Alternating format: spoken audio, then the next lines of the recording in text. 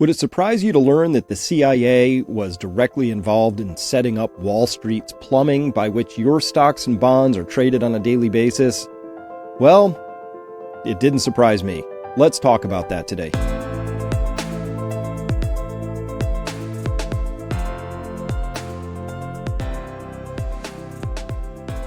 Hello, everyone. I am Dr. Chris Martenson of Peak Prosperity, and we are continuing with our Great Taking series here, that wonderful series by David Webb, that book, and we are going deep in. Today, we have to talk about the CIA connection because, listen, all of money is power. Power attracts all different types of people, and we need to know who they are and why they set things up the way they did. Now, the reason we're going down this path, of course, is because look, you work hard, you save your money, you save it and you invest it at risk in stocks and bonds, and you would like to know that your money that you worked for and you spent your life effort obtaining was actually yours. And as we've discovered in this series so far, that's not actually the case. You have been disconnected, disintermediated from your stocks and bonds. You now have what's called a security entitlement. And then there's all this legal machinery and claims, and we've shown that the case precedents already exist so that these things, your stocks and bonds, can be taken if there is an emergency. And of course, we all know there's another emergency coming. There's always an emergency, which is always a good time for Wall Street to get bailed out by the taxpayers so they don't have to take any losses. It's such a crying shame. When times are good, Wall Street gets all these huge profits and bonuses and manufactures millionaires and billionaires by the bucket load. But when things go a little wrong, they need a bailout, right? And that's been the game for a long time. So guess what? This is not something organic that grew up in a free market capitalist society. This is a state-sponsored enterprise, in a state-sponsored, potentially fleecing enterprise. That's what we have to talk about today. So what do I mean? Well, now at least we know legally, not lawfully, but legally, how this is going to happen, how you'll end up owning nothing. I don't know about the happy part, but it all comes down to the idea that you actually don't own what you think you own, and we need to talk about that. So look, when you buy or sell a stock or a bond, it's a complicated thing. Here's a little flow chart. There was sort of some names on here like Megacorp issues a share up there in the upper left, but all the way on the bottom corners, down in the left and the right, somebody wants to buy a stock, somebody wants to sell a stock or a bond, and it has to go through all of this machinery. And this is just generally what it looks like. So it's complicated, of course, and in the complexity, that's where the raccoons and the shysters and the bottom feeders and all of the piranhas of Wall Street, the complexity works in their favor. It's a feature of Wall Street, not a bug, right? It doesn't have to be this complicated. In fact, it should be very simple to ask and answer this question. Do I own my stocks and bonds or not? Yes or no? Oh, it's complicated, maybe, and all this stuff happens. That complexity is a feature, not a bug. Okay. But this is what it actually looks like more specifically here. Here, let me go to full screen on this. This is an illustrative of what's called T+1, means the day plus one settlement flow. So if you sold a stock on day, Wednesday, on Thursday, it would actually settle, meaning it's been taken through the entire settlement process and all the cash has gone where it needs to go and ownership has been transferred where it needs to go. But notice here, all these different things. We have the DTCC down here. That's Depository Trust Clearing Corporation, and they're part of the settlement thing. You've got your retail investor up here. You want to do something. You place an order for a buy or sell. You've got these buy-side people. Then it goes to the broker-dealers. You've got all these different vendors. You got all these custodians. You got these exchanges. You got this National Security Clearing Corporation here. And so all of this stuff right here, all of this complexity is just so that you can try and sell a stock or buy a stock. Now, what this actually did, what this whole giant system really allowed here, was allowed the raccoons of Wall Street to do what they do, which is things like high frequency trading and all of their shenanigans and the ability to actually skim money. So the Federal Reserve prints money up, throws it into this ecosystem. It gets skimmed through this whole process. But what's sold to us, to you and I, on the back end is this idea that, we're participating, we're investing for our future, we are investing for our potential retirements, we are saving our wealth. That's what's sold to us, but once you actually understand how this system is set up, those things, to the extent people actually, individual, ordinary people get wealthy, that's a side feature of the system. The actual core of this system, it is designed to make sure that wealth is concentrated and retained, and the power and control exist within a very small group of people. And so you know who is interested in nation-state power and control? Well, the CIA is, which is interesting because when we look at the Depository Trust Clearing Corporation, which we've examined before, but to repeat it very quickly, that is the only organization that manages all of the flows of stocks and bonds. Very powerful position. And this is from the Wall Street Journal. We have an obituary here of William or Bill Dentzer. And they said here, oh, you know, he helped Wall Street unsnarl its paperwork. What a hero. But they actually even mention in the lead under there, former CIA operative. Former. Is one ever really former CIA? That'd be like saying my uncle is former Marines. No, he's not. He's still a Marine. You should see how he shines his boots and the way he makes his bed. There is no former CIA operative, but let's take a look at this. Here's how they spun this, the formation of DTCC in the Wall Street Journal obituary. They said in the late 1960s, before anyone dreamed of GameStop Corporation or cryptocurrencies, many Americans fixated on go-go stocks that seemed to promise instant wealth. When trading volumes exploded, the quaint back offices of Wall Street brokerages, reliant on pens and teetering stacks of paper, couldn't keep pace. Oh no!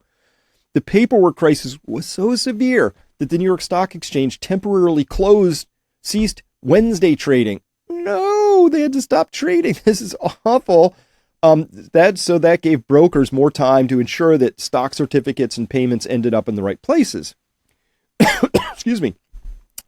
As brokerages installed computers and tried to make them work effectively, fixed costs soared. Oh no, high costs then destroyed some of those firms when trading volume and commissions crashed. Oh no. Oh, so they tried to put computers in, but they had high fixed costs. And then, guess what? It's a cyclical business. Sometimes trading volumes go up, sometimes they go down. And now they were losing money. This is an emergency. When Wall Street loses money, it's an emergency. You need a state-sponsored solution. We need taxpayer bailouts. Somebody's got to do something. This is terrible because Wall Street should never be in a position of losing money. So the problem was there was just too many paper stocks floating around. This is what old style certificates would look like. And they say that the problem was there were these stacks of papers and they just couldn't manage the whole thing. So what do? Well, they bring in a guy named Bill Dentzer. Let's go into his background a little bit. He graduated in 1951, served as president of the National Student Association, a confederation of student governments, a job that involved traveling around the country and sleeping on dormitory sofas and floors. Mr. Dentzer said some of the money he raised for that group was covertly funded by the CIA, but he wasn't informed of the source immediately. All right. Then he goes law school, Yale University, probably Skull and Bones, University of Pennsylvania, drafted into the Army. The Army sent him to Fort Jackson, where his duties included teaching soldiers to type. I'm sure that's what he was doing there. In 1956, the Army seconded him to the CIA in Washington. So he joins the CIA at the tender age of 26, where he worked for several years. That's all they really tell you. He joined the U.S. Agency for International Development, USAID, in 1960, which is a CIA front. Everybody knows that.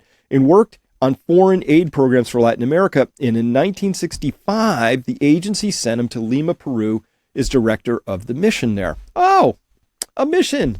USAID, International Development. Sounds all good. He worked for the CIA and he sent to Peru, 1965. What was going on in Peru in 1965? Well, it was a little messy down there. They had these guerrillas going on, this guerrilla experience, as they say here. And, said here and, what's going on, and all these Shining Path guerrillas, I think they were, and other type. There are lots of different guerrilla groups down there. In yellow, quote, to their failure, what was contributed to the failure of this one group was the small size of the guerrilla group, 13 men, their urban origins. They were unfamiliar with the terrain and the language and the customs of the region. And since their supporters were well known, the Army found it easy to execute them in order to terrorize the rest of the population. Yeah, and so then Bill Dentzer was in Peru until 1968. He returned to the United States in 1968, where he then, well, I'll tell you about that part next. So what was happening there in 1968?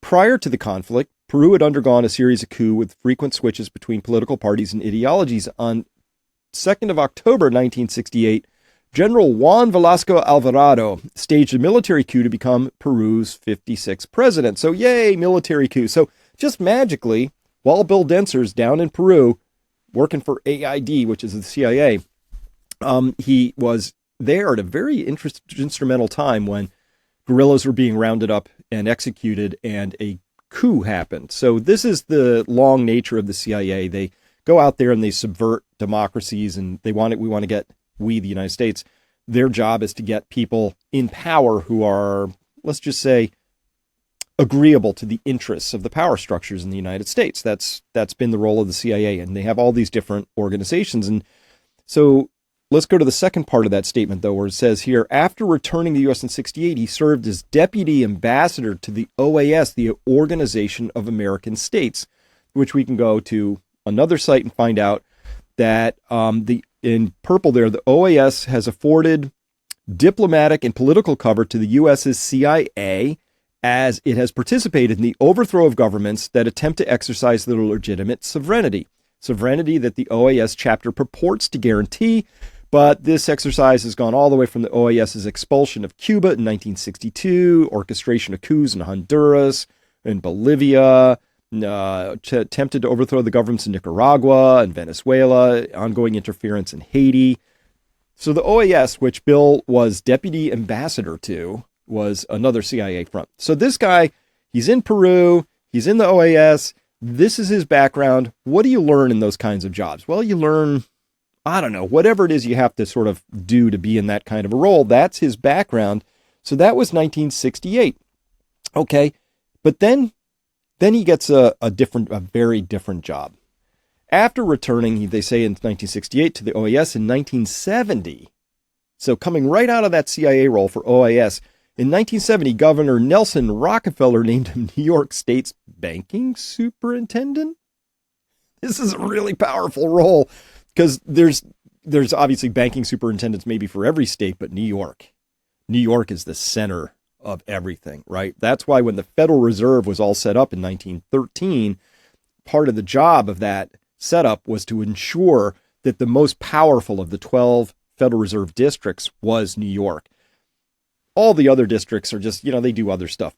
But New York, that's where the Federal Open Market Committee, the trading desks, everything is like centered in New York. New York, that power structure had to be maintained. So to be the superintendent of New York State's banking, to be the superintendent of that, that is a very big, powerful job. And you might ask, seems like you would want to have some banking experience to be in that role potentially, or I don't know, that there would be some other qualifications, not somebody who had most recently been down in Peru during its guerrilla operations and the installment of a government, and then had OAS experience during a time when it was busy overthrowing all sorts of governments and interfering with things. Why would you want a guy with that experience to be the guy who's now charge of banking?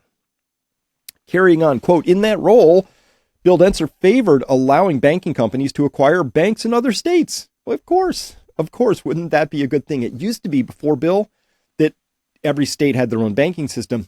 Inefficient. Wouldn't it be better if you could have just one giant Bank of America with tendrils in all 50 states, obviously.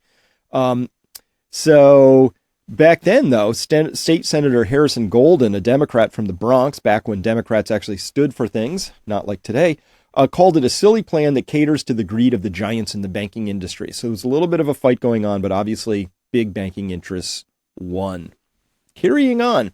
In 1972, so this is just after 2 years of being the banking superintendent for New York, he was named chief executive of Central Certificate Service Incorporated. Central, get it? Wink. A service created by the New York Stock Exchange to allow the transfer of securities among brokerages via electronic bookkeeping entries rather than by having messengers lug paper certificates from one office to another. He reorganized that operation and named it Depository Trust Corporation. That was the DTC, owned by its users, of course. So the DTC comes along and it is made part of it. They say, Bill Dentzer, he took the solution to that paper crisis. The DTC was a forerunner of today's DTCC. That's a clearinghouse that processes and trades and ensures that sellers receive their money and buyers take ownership of their securities, even if one of the parties goes bust before the transaction is completed. Oh, buyers take ownership of their securities. This is the part that this op-ed got wrong, because you don't take ownership of your securities. Obviously, the whole point of setting it up this way was to disintermediate, to disconnect ownership from the actual thing itself, to decouple those things, because property rights are a problem. Property rights have a long-standing history in the courts. When you have a property right, it is a right. Since you can't undermine a right, what do? Well, you make sure that somebody doesn't have private property. They actually have a security entitlement. That was the whole point of this whole thing. This is money. This is power. This is what happens when your own Eye of Sauron is no longer interested in fomenting regime change, as they call it in other countries, but it's thinking about how do we begin to leverage those same axis of power, those same levers in our own country. This is where it started. The CIA had a man picked who was going to have the most important role in everything, because you want to talk about money as power. All money is flowing through Wall Street at this point in time. All stocks, all bonds. When the Federal Open Market Committee of the Federal Reserve decides it's going to print up a couple of billion or $1 trillion, where does it go? I mean, how does that happen? Well, they have to push it through a network, and that network is this network that we're talking about. It is Wall Street. All right. So remember this Cede and Company? We talked about this. And again, this is from Wikipedia down here. So Cede, they say in yellow down here, quote, Cede technically owns most of the publicly issued stock in the United States. And of course, when it comes to legal stuff, technically is the best kind of ownership there is, right? Thus, most investors do not themselves hold direct property rights in stock, but rather have contractual rights that are part of a chain of contractual rights involving Cede. Oh, you never want to hear that stuff. Like, do I own my car or not? Oh, I mean, I know you have your car, you bought it outright and you own the title. You don't actually own your car. You have a claim. You have contractual rights that are part of a claim of what? I mean, there it is. It's in black and white. It's right there. And by the way, by the time it's in Wikipedia, it's been massaged as much as possible so it looks as good as possible for the deep state. And this is about as clean as you can make it. But still, this should send your hair up on end once you read those words right there. Thus, most investors do not actually hold property rights. I don't have a property right to my holdings with my name on it, my money that I earned that's now invested. I don't own property rights. What do I own? Oh, yeah, no, you have contractual rights as part of a chain of custody contractual rights that terminate with this little company called Cede and Company. Now, I think after you've been this far in the series, these words are beginning to make more sense. Hopefully, they make more sense to me now. And of course, Cede owns 83% of issued stocks in the United States, but it goes beyond that. It's not just stocks, it's stocks and bonds. So obviously, if Cede and Company owns 83% of the issued stocks and it happens to be an LLC, which it is, I should be able to find something out about this. Let's take a dive. What can we find out about it? Bloomberg, Cede and Company. This is hysterical. Sector, unclassifiable. Industry, really unclassifiable. Some industry, also unclassifiable, obviously. Incorporated, don't know. Address, U.S. Website, doesn't have one. Number of employees, don't know. Thanks, Bloomberg. Okay, let's go deeper. How about NASDAQ? NASDAQ says Cede and Company is the nominee name for the DTC, a large clearinghouse that holds shares in its name for banks, brokers, and institutions in order. Okay, but do we have any information? No. I couldn't find out anything about this company through normal channels. I found one article in the UK Daily Star, okay? And this is the secret trillion-dollar company that owns America. This is written back in 2019 by a Michael Moran. It says conspiracy theorists are convinced that a tiny organization owns all the wealth in the U.S. Is it a conspiracy theory? No, it's actually how it is. From that article, they say here, quote, who owns America depends who you ask. A growing body of opinion points to an obscure but immensely powerful organization called Cede and Company. This is the only data I could find out about Cede and Company. This small New York-based financial institution has a dozen directors and no more than a half dozen employees, but holds, according to some reports, some $34 trillion in assets. Are you kidding me? A dozen directors, I can't find their names, and a half dozen employees. I don't know. So, of course, what do we know about the CIA? Why, they really like their secrecy. And if I was the CIA and I was going to set up a dummy shell corporation that was going to technically, which is the best kind of ownership, technically own $34 trillion of U.S. assets, I would keep it as secret as I possibly could. And that's actually the case. So we can't find out. This should be like, we should know this. Who are the directors? How are they running this thing? How do we know that they're doing this well? How do we know what sort of risks they're taking? How would I, as an investor, assess whether I was comfortable being disintermediated from my stock ownership through something called a security entitlement, giving me a contractual chain of like rights or whatever? I want to know how that company's being run. I would like to know everything about it. I know nothing about it, and I'm a good researcher. I am your information scout, and I can figure this stuff out. So from Wikipedia, it says the company's at 55 Water Street, Suite Conch 4. I couldn't figure out what that is. That big building over here, let me get my laser pointer out. This big building is 55 Water Street right here, but it's also connected to this. And so I was wondering if Conch 4 might be this connector, and that's it. Maybe that's, count up, 1, 2, 3, 4. There. I think that's where Cede and Company is located. Otherwise, it's in conference room on floor 4. It's here. I don't know. But that's it. That's where all the ownership, the legal ownership of all of U.S. stocks and bonds, most of them, the vast majority of them, they exist there. That's where they are. There. I think. I got a field trip. I got to go see this for myself. That's going to be fun someday. So maybe we can find out more from DTCC itself. So they put out these, big reports here. And so I pulled one of the reports out. I'm not sure why anybody thought that was the right logo. I wonder how much they paid for that. I'm not clear on whatever that means. But anyway, this is the report. It's the disclosure framework for covered clearing agencies. And so we go into this. This is from 2023. So this is pretty recent. And in there, they finally have this org chart. So I'm trying to figure stuff out. This is the DTCC. Here is the following chart. It's active direct subsidiaries, which is what Cede and Company has been listed as, but it's not on here. Why isn't it on here? A weird thing to leave off when it technically owns 83% of U.S. stocks and it's a wholly owned subsidiary of yours, staffed entirely with directors who are pulled from the DTCC itself, and you don't even list it? Where is it in here? I don't know. But what also is in here, which is interesting, you have the DTCC itself, right? You also have the National Securities Clearing Corporation, which was the organization that was doing all the stock settlement, but then DTCC pulled it up and bought that in and subsumed it.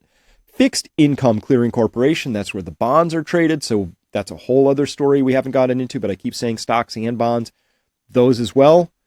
Both the stocks that come out of here and the bonds that come out of here would have Cede and Company as the nominal holder in most cases. You've got your DTCC Solutions LLC, whatever that is. You've got your DTCC UK. So that houses all of their European tendrils that go out, and they do a lot of the same stuff in the UK. I mean, in Europe.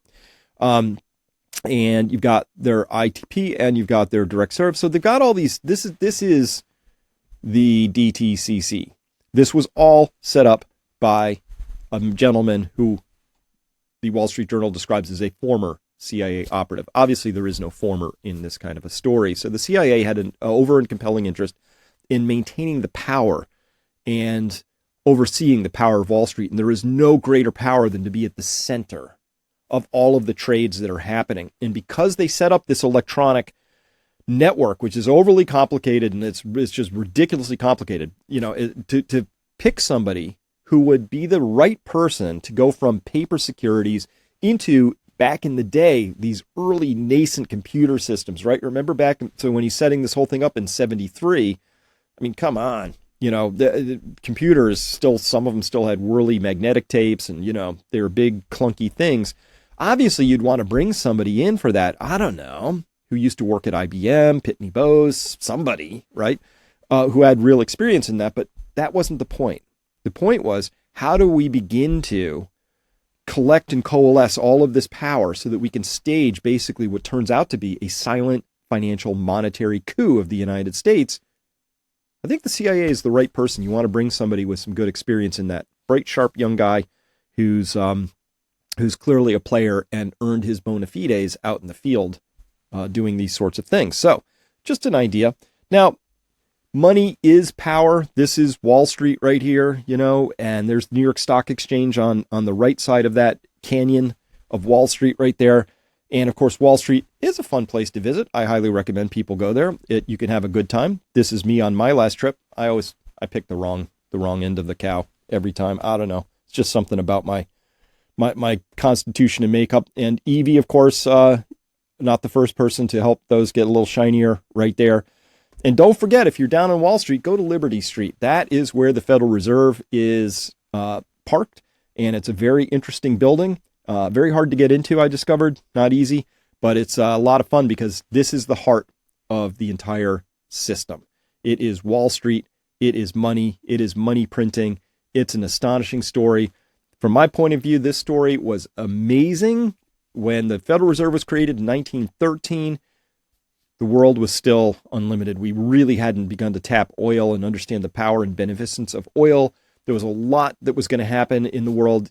Who cared if you had sort of this debt-based money system where we're just printing it all out of thin air? Does it really matter? It didn't. Back in 1913, there were still places that were unexplored. The world seemed like our oyster, and it was. Well, now it's a very different environment. There are no fresh continents to go to. There's no untapped crevice of the story. So having a debt-based money system, which requires and depends on infinite exponential expansion for its very survival, is now running into difficulty. And that's why the Great Taking has to be understood in the context of what it means to have all of our wealth captured within a system that's been growing like this forever, past 150 years, but it's been growing exponentially, and now it can't.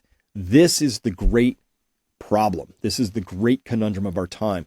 The pie is no longer expanding. Wall Street demands its fair share, which is a larger and larger piece of pie for them because they always need more, because they don't know the word enough is the gateway word to happiness. There's never enough. Billionaires need more billions.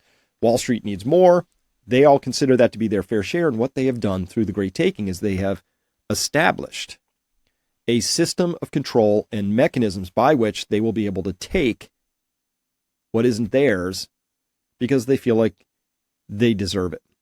And that's the nature of Wall Street, right? That's the nature of the rapacious banking system. That's the nature of certain cultures and cultural viewpoints, which is, hey, if you're not smart enough to prevent me from taking your stuff, then it's mine. It's very Machiavellian, but that's the world we live in. So I think you need to be aware of that. Now, we are going on to part 2 of this for my subscribers and members back at Peak Prosperity. I got to talk about how much time we have left in this story. So if you're interested in that, please come by Peak Prosperity and become a member, because then you get to hear what I think about that, as well as a lot of other things, because I got a lot of points of view. All right. Thanks very much for listening, everyone. Bye-bye.